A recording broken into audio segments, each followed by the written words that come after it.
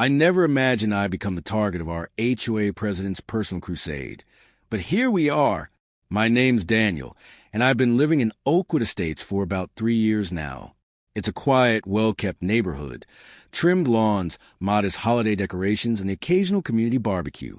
Overall, a pretty decent place to live. Except for one thing, Margaret Holloway.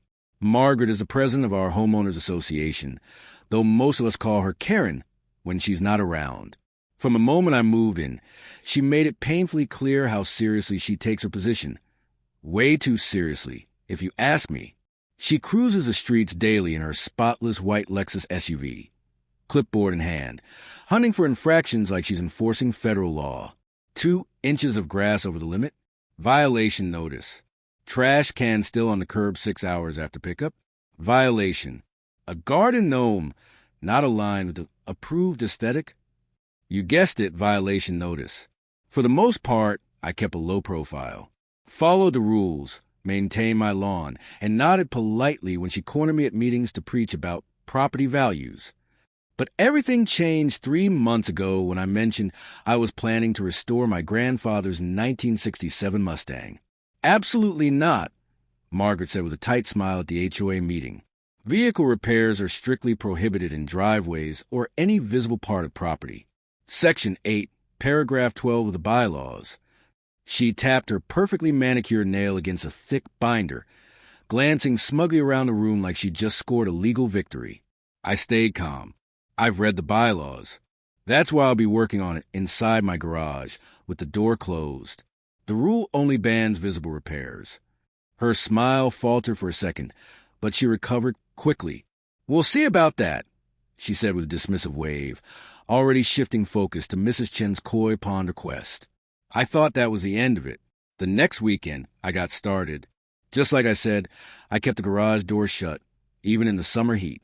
I'd installed proper ventilation and made sure there was no noise, no mess, no reason for complaints. I was being the model HOA resident, or so I thought. Around noon, there was a loud knock at the side garage door, the one leading to my backyard. Figuring it was my neighbor Dave, who'd been curious about the project, I opened it without thinking. Big mistake. There she was, Margaret, in all her glory. Her signature blonde bob perfectly in place. Designer sunglasses pushed up on her head, and a scowl sharp enough to slice drywall. I knew it, she snapped, trying to look past me into the garage. I can smell the chemicals from my patio. She tried to push past me, but I stepped in her way. Margaret, I'm following the rules. The work's inside. It's quiet, clean, contained, I said evenly. But you can't just walk into my backyard. That's trespassing. Her face turned red. As HOA president, I have the right to inspect property for violations. Now step aside.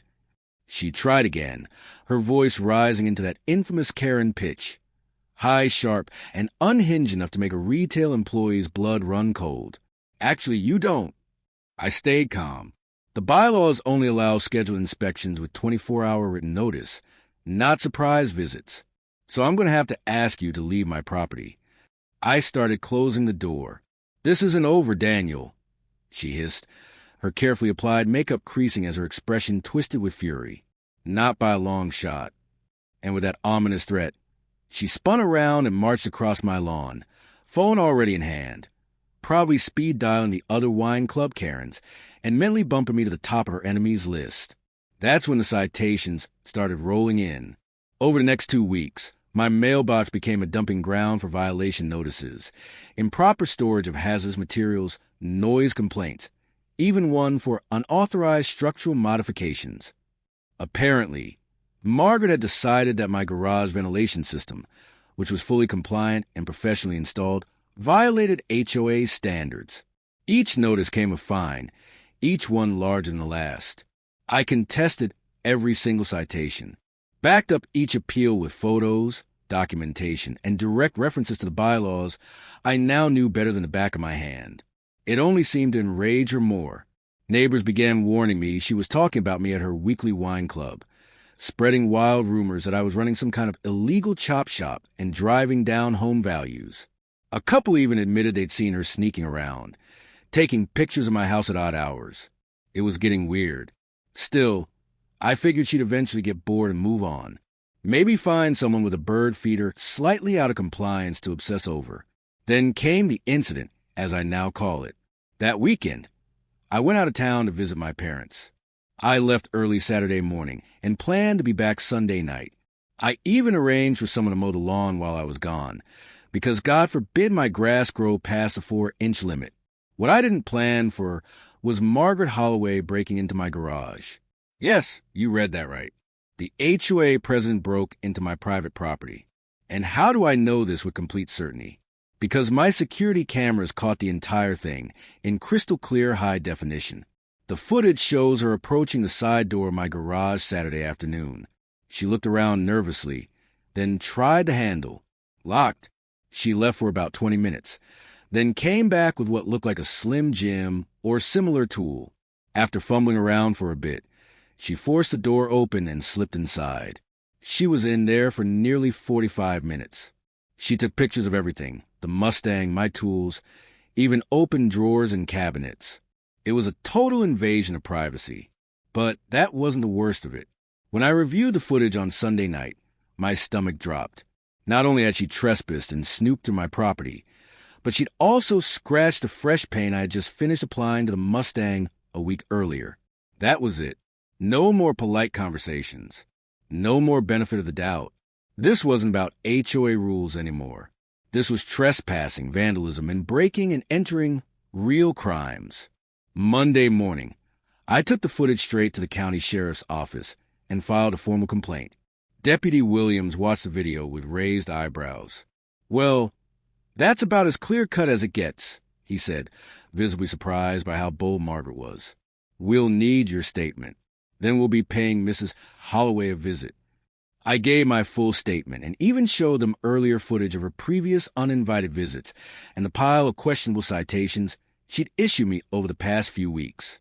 By noon, I was back home, wondering how long it would take before something happened. Turns out, not long at all. Around 2 p.m., while I was working from home, I heard the sound of raised voices coming from down the street. Curious, I stepped outside and saw Deputy Williams and another officer standing in Margaret's driveway. Margaret was in full meltdown mode, waving her arms and shouting, her face red with fury. All around, neighbors peeked from behind curtains or pretended to check their mail, doing their best to act casual while not missing a second to show. "This is ridiculous. Do you know who I am? I'm the president of this homeowners association," she shrieked, loud enough for the entire block to hear. Deputy Williams stayed calm and professional. "Ma'am, being an HOA president doesn't give you the legal right to break into someone's property," he said firmly. "You're being charged with breaking and entering, criminal trespassing, and vandalism." "Vandalism? That's absurd. I was documenting violations," she snapped back, her voice climbing even higher. "The security footage clearly shows you damaging a vehicle inside the garage," the deputy said, unfazed. "Now, please place your hands behind your back.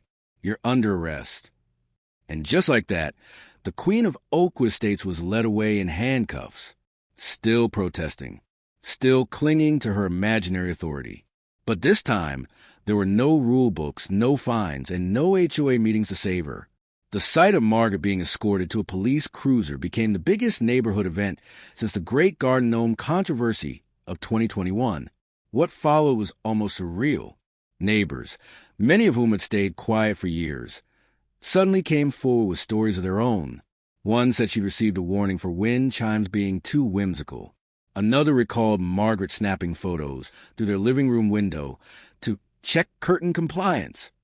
3 days later, I received a certified letter from the HOA board.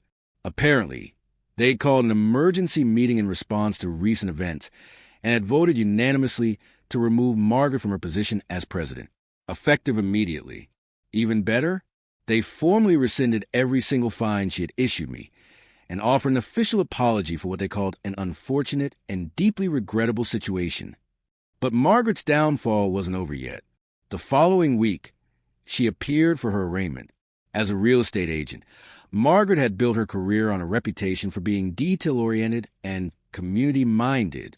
But now, Her broker suspended her license pending the outcome of the case. The local paper ran a small but cutting article. HOA president arrested for breaking into resident's garage. Then came the moment she learned her bail was set at $5,000, with a potential for up to a year in jail if convicted. The color drained from her face. She spun around in the courtroom, clearly expecting anyone, to object, to declare it all a mistake, to rescue her from the consequences. Instead, her eyes locked onto mine. I was sitting quietly in the back row. That's when her shock twisted into rage.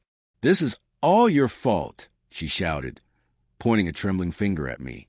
"I was protecting our neighborhood. You and that eyesore in your garage, you ruined everything." Her attorney tried desperately to calm her down. Bang! The judge slammed his gavel. "That's enough, Mrs. Holloway. One more outburst, and I'll hold you in contempt." Margaret's mouth snapped shut. But if looks could kill, I had been flatlined on the courtroom floor.